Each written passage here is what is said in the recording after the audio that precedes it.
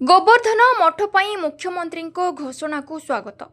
पूरी गोवर्धन मठ प्रति मुख्यमंत्री उत्साहजनक घोषणा को स्वागत करिछि मठाधीश सेवा संघ। तेबे गोवर्धन मठ भली श्रीक्षेत्रर अन्य मठगुड़िक मध्य समान भावे मौलिक सुविधा और सरकारी सहयोग प्रदान करने को दाबी होइछे। श्रीक्षेत्र पुरीर राधावल्लभ मठ परिसर में मठाधीश सेवा संघर एक जरूरी बैठक अनुष्ठित होइथिला।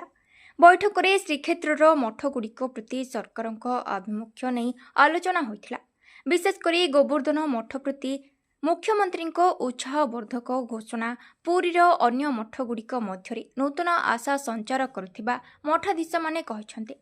गोवर्धन मठ भली पुरीर अन्य समस्त मठ को मध्य मौलिक सुविधा जोगाई देबा सह सरकारी सहयोग प्रदान करने को दाबी होइछे।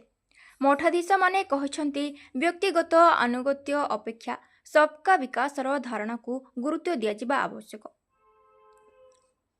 एथिसह मठगुड़िक विजयस्थली मान्यता सह स्वतंत्र अधिकार प्रदान, गृह विभाग पक्षरु मठगुड़िक स्वतंत्र सुरक्षा एवं संस्कृति विभाग पक्षरु मठ और साधु सन्थ मानकु स्वतंत्र अनुदान और सहयोग प्रदान करने को दाबी उठिछे। गोवर्धन मठ प्रति घोषणा पर श्रीक्षेत्रर अन्य मठगुड़िक मध्य समान विकास और सरकारी सहयोग आशा करिसंते। पुरीरु मनोज कुमार बलियार रिपोर्ट, जिला खबर। शंकराचार्य पूर्वर विभिन्न संप्रदाय और विभिन्न आश्रम गुड़िक प्रतिष्ठा हो चली। धार्मिक अनुष्ठान जेते अच्छा समस्ते समान श्रेणीर ताकू सरकार केबे हेले अलग अलग करी करंतु नहीं। एवं माननीय मोदी जो स्लोगान जो थे सबका प्रयास सबका विकास से केमती ब्रती हवा आम एवं सबू मठ गुड़िक किपरि अच्छी से आकार व्यवस्था हवा दरकार। एवं सबू गली कंदी जो मठ मैंने अच्छा से सब विभिन्न संप्रदाय को विभिन्न थॉट प्रोसेस को से रिप्रेजेंट करते। तेणु से डेवलपमेंट जदि नहब ताहले शंकराचार्य एवं शंकराचार्य अफेक्टेड हे, आमे अफेक्टेड हेबु एवं जगन्नाथ संस्कृति अफेक्टेड हे। तेणु यहाँ देखिकी समस्त को एका भाव में व्यवस्था करके आगे मुख्यमंत्री निश्चित भाव में व्यवस्था करूँ। जीवु आम राजस्व मंत्री पाक जीवु आउ केंद्र मंत्री पाक जीवु। केवल ये सरुनी कारण एंडोमेंट एक्ट जोटा अच्छी से एक्ट भारत सरकार गोटे एक्ट अच्छी। आम भारत वर्ष को जीवु विभिन्न साधु सन्त मान बहुत बड़ बड़ मंडली कुंभ मेला रे एवं विभिन्न एकाठी होती से कहबू एवं सेठू हारिला पर राजरास्ता अच्छी एवं सरकार अच्छा पब्लिक अच्छी। आम समस्त एकाठी हवा आपण भी आसवे एकाठी हे चलवा कथा। महंत रामकृष्ण दास राधावल्लभ मठ पुरी काली मुख्यमंत्री एक घोषणा करिसेंती गोवर्धन पीठ को उन्नतीकरण करने एक स्वतंत्र व्यवस्था रखा जाइछि। तेणु मठर उन्नतीकरण जबरदखल उच्छेद एवं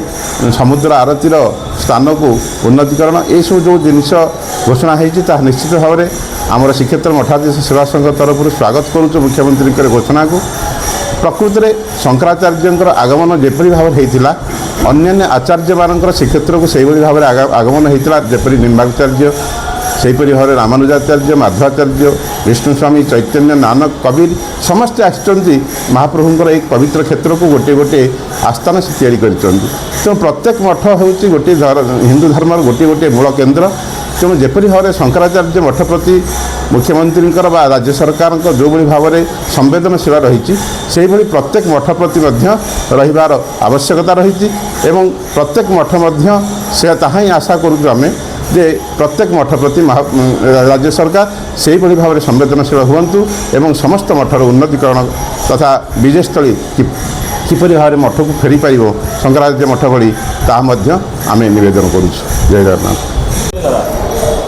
स्वामी शुभानंद पुरी महिप्रकाश मठ आज श्रीक्षेत्रस्थ समस्त विशिष्ट मठर मठाधीश माने एकत्रित होती। गोटे विशेष संवाद समस्त को प्राप्त होती जे मुख्यमंत्री राजस्व मंत्री आईन मंत्री मुख्य प्रशासक समस्त उपस्थिति रे एक बड़ धरणर कार्यक्रम होता जो मुख्यमंत्री घोषणा करथिले जे पूर्व समय सरकार गोवर्धन पीठ को शंकराचार्य पीठ को संपूर्ण भाव में नाम नामित करथिले एवं वर्तमान समय रे पुनश्च मठर जो भूसंपत्ति अच्छी ताको सुरक्षित करा विशेष व्यवस्था करा तत्सहित समुद्र आरती एवं शंकराचार्य बाकी जो व्यवस्था अच्छी ता प्रति किभली भाव में सांस्कृतिक भाव में तार उन्नति संभव हम ताप समस्त प्रकार पदक्षेप ग्रहण करा यही प्रस्ताव शुणा पर आम समस्त मठाधीश अत्यंत उत्साहित एवं आम मानकर समस्त निवेदन होउछि जो प्रकार शंकराचार्य मठ को यही भाव में सुंदर दृष्टि वर्तमान सरकार रही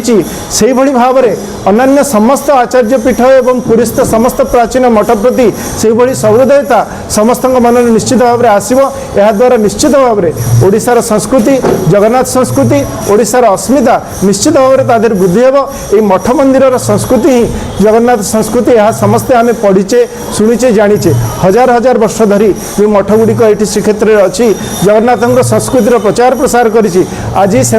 निजस्व विजयस्थली नाम ना जहाद्वारा से बहुत प्रकार असुविधार सम्मुखीन होती आगामी समय समस्त मठ संस्कृति जदि यही भाव में चले निश्चित भाव में संपूर्ण रूपे विलोप हो आम मैंने आशा करूँ तेणुक आम मान आवेदन निश्चित भाव में यहाँ सरकार गुरुत्वर सहित विचार करूँ नचेत ये संस्कृति संपूर्ण रूपे ध्वंस पाइब। जगन्नाथ महंत अधिकारी बंशीधर दास गोस्वामी बड़ोडिया मठ बासड़ी साही पुरी आज आम एकाठी हबार कारण आम तो प्राय 2 वर्ष है सदा सर्वदा एकाठी सरकार को आम आम नवेदन जन आसलु किंतु सरकार कौन सी कारणवश से आमको आज पर्यटन भी से प्रत्येक जिनस को से ढिला कर चली सरकारी नियम अनुसार चल जोटा आमको सम्मुखीन होना किंतु गतकाल जो मुख्यमंत्री जो पदक्षेप जगतगुरु शंकराचार्य गोवर्धन मठर उन्नतीकरण एवं तार समस्त विजयस्थल संपत्ति फेरवा यह जो निष्पत्ति नहीं बैठक में एटा संपूर्ण भाव में स्वागत योग्य आम बहुत आनंदित जहाँ पीठ रोचे किंतु ता सहित श्रीमंदिर सहित अंगांगी भाव जड़ित समस्त पुरातन मठ समस्त सेवारे नियुक्त रही वर्तमान मठाधीश मैंने अनेक दुख कष्ट सहिक मठर परंपरा को बजाय रखा सहित महाप्रभु सेवारे नियोजित रही किंतु सरकार ये जो नीति आमको दीर्घ 2 वर्ष है प्रत्येक मठबाड़ी जो विजय स्थली आम जो जगार रोचु आमर आराध्य प्रभु जो जगार रोचु आम सेवा करुचु आतिथ्य देचु शिष्य वर्ग मानक दूर दूरांतर आसुवा यात्री मानक जो आतिथ्यता देकी जो आम सेवारे नियोजित रहीचु आम अनेक बाधा विघ्न सहायता पड़ू तेणु सरकार ये पदक्षेप स्वागत योग्य किंतु से ढांचारे समस्त को से गोटे विचार रखिले बोधे बहुत भल हुआ महाप्रभुंर गारिमा आहरी वृद्धि होता प्रचार प्रसार सब मठाधीश मैंने सहयोग करते ये हूँ आम मान ये मुख्य उद्देश्य आमर हूँ आज बसवार मठ मानकर जो विजयस्थली जो जगह विजयस्थली संपूर्ण भाव में 15 मसीहा सर्वोच्च न्यायालय आदेश मुताबक से श्रीमंदिर परिचालना कमिटी रही जोटा कि आम मैंने दरकार पड़े गोटे पानी कल मठ को आनी पारना कि इलेक्ट्रिक कनेक्शन गोटे आनी पारना ये असुविधा भी सब मठबाड़ी मैंने भोगुंट तो द्वारा आम मैंने कौ भाई अवस्था थी आपण मैंने जानते सरकार भी निजे अनुभव करेंगे पानी नथिबो इलेक्ट्रिक नथिबो मठबाड़ी चलिबो केमती ये सब असुविधा भितर आम मैंने समस्ते आक्ता माक्ता ही चलवा बेले महाप्रभुंर केजाणी शुभ दृष्टि पड़ी मुख्यमंत्री गोवर्धन पीठ को से उन्नतीकरण में साहाय्य करने प्रयास होती प्रकाश करमती सब श्रीक्षेत्र समस्त मठाधीश मैंने आज ही से गोटे दाबी करेंगे जे सबू मठबाड़ी अनेक संप्रदायर आचार्य मैंने ये आसी महाप्रभु सानिध्य लाभ कर श्री जगन्नाथ सेवार नियोजित रही आज पर्यटन चली तेणु सरकार गोटे नवेदन गोटे नीति निकेत समस्त को रखी समस्त उन्नतीकरण सबू मठ मानकर उन्नतीकरण एवं आध्यात्मिक जागरण पर श्रीक्षेत्र में रहिले बड़ देउल चारिपटे मठ जदि न रहिबो मठाधीश माने न रहिबे आध्यात्मिक शिक्षा पाइबे कौठु जगत भक्त मान आसी महाप्रभु को एककालीन भाव में जो विश्वास सहित ये करेंगे केमी आसो आध्यात्मिक गुरु न रहिले जन को धरी जे सबुटा ये करहब ता असंभव तेणु जगत गुरु को मुख्य भाव रखिले भी अनेक आचार्य मान अच्छा समस्त मार्गदर्शन समस्त मार्ग ये चलिले सरकार मध्य सुंदर भाव में सरकार को यही निवेदन सरकार समस्त को गोटे निकेत रखी विचार रखी सब अनुष्ठान मानकर उन्नतीकरण प्रयास हूँ। जय जगन्नाथ जय जगन्नाथ जय जगन्नाथ। समय पड़े आमे माने निश्चित भाव में राजरास्ता को भी ओह्लैबू किंतु आम आहरी तो अनेक मार्ग रही आम मैंने दरकार पड़े केंद्र सरकार को भी करूँ आमर अनेक मठाधीश मान संघ रही बाहर अन्य राष्ट्र में अनेक मठाधीश संघ रही से द्वारा भी आम ये करूँ सब चेष्टा आम चेष्टा सर्वश्रेष्ठ चेष्टा सरला आम निश्चित भाव राजरास्ता को ओह्लैबू आम मैंने कौन करूँ आम मानकर सत्ता किसी ना महाप्रभु बिना बा श्रीक्षेत्र बिना तेणु आम जहाँ पारिबारू आम द्वारा हो पार आध्यात्मिक गुरु हिसाब से आम से करने प्रस्तुत रही जय जगन्नाथ जय जगन्नाथ।